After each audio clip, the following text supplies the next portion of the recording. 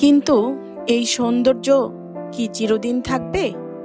জলবায়ু পরিবর্তন, বন উজাড়, প্লাস্টিক দূষণ, অনিয়ন্ত্রিত পর্যটন এবং পলিমাটি জমে যাওয়া ধীরে ধীরে নতুন চ্যালেঞ্জ তৈরি করেছে কাপ্তাই হ্রদের জন্য। এই পর্বে আমরা জানব কাপ্তাই হ্রদের বর্তমান সংকট, ভবিষ্যতের সম্ভাবনা এবং কেন এই হ্রদ শুধু একটি পর্যটন কেন্দ্র নয়, বরং বাংলাদেশের উন্নয়ন, প্রকৃতি ও মানবিক ইতিহাসের এক অমূল্য উত্তরাধিকার।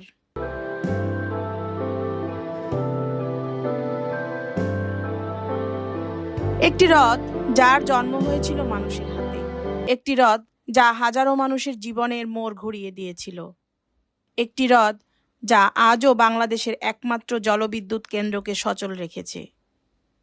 কিন্তু ৬০ বছরেরও বেশি সময় পেরিয়ে যাওয়ার পর আজ কাপ্তাই নতুন এক চ্যালেঞ্জের মুখোমুখি।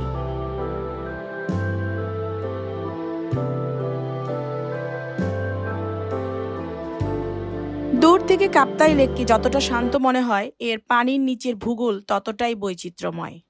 কাপ্তাই লেকের গড় গভীরতা প্রায় ৯ মিটার, অর্থাৎ প্রায় ৩০ ফুট। এই গভীরতা পুরো লেক জুড়ে সমান নয়, আর গবেষণাভিত্তিক তথ্য অনুযায়ী এর সর্বোচ্চ গভীরতা প্রায় ৩২ মিটার, অর্থাৎ প্রায় ১০৫ ফুট।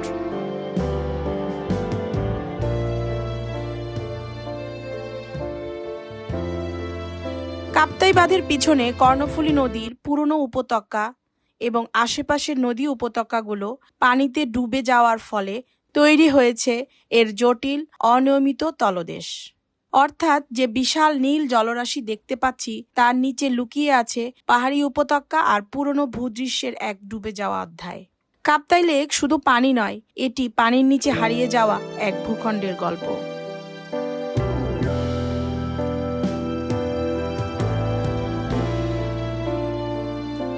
প্রতিটি নদী পাহাড় থেকে বয়ে আনে মাটি, বালু এবং পাথরের ক্ষুদ্র কণা।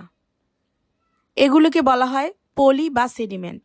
স্বাভাবিক অবস্থায় নদী এই পলি সমুদ্রে নিয়ে যায়, কিন্তু যখন একটি বাঁধ তৈরি হয় তখন পানির গতি কমে যায়, ফলে পলি এসে জমা হতে থাকে হ্রদের তলদেশে।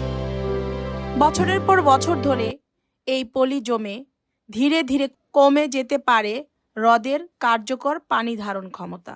এটি শুধু কাপ্তাই নয়, বিশ্বের প্রায় সব বড় জলাধারেরই একটি সাধারণ চ্যালেঞ্জ।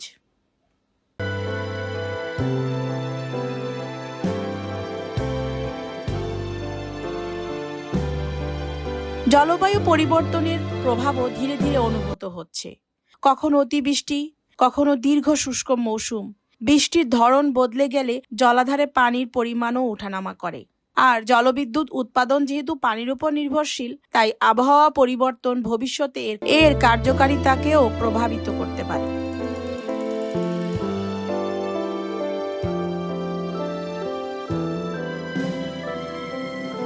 বন উজাড় আরেকটি বড় সমস্যা।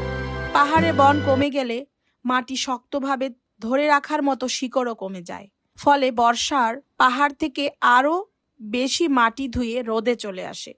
এতে একদিকে পলি বাড়ে, অন্যদিকে জীববৈচিত্র্যও ক্ষতিগ্রস্ত হয়। কাপ্তাইকে রক্ষা করতে হলে হ্রদের পাশাপাশি পাহাড়ের বনও রক্ষা করতে হবে।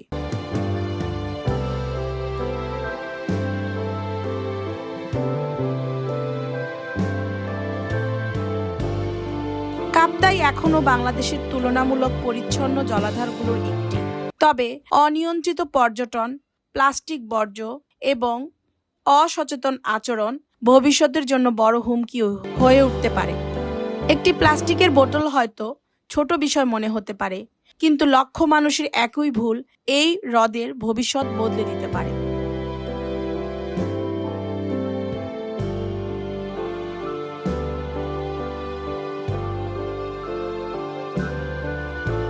আজ যখন সূর্য কাপ্তাই হ্রদের জলে ডুবে যায়, আমরা শুধু একটি সুন্দর দৃশ্য দেখি, কিন্তু নীল জলের নিচে লুকিয়ে আছে অসংখ্য গল্প।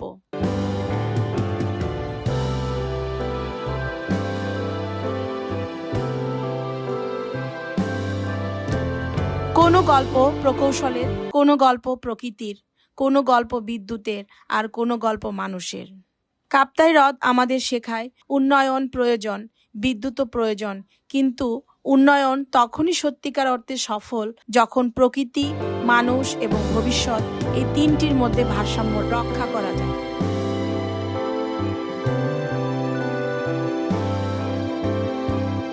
যে হ্রদ একদিন মানুষের ত্যাগের সাক্ষী ছিল, আজ সেটিকে রক্ষা করার দায়িত্ব আমার, আপনার, আমাদের সবার।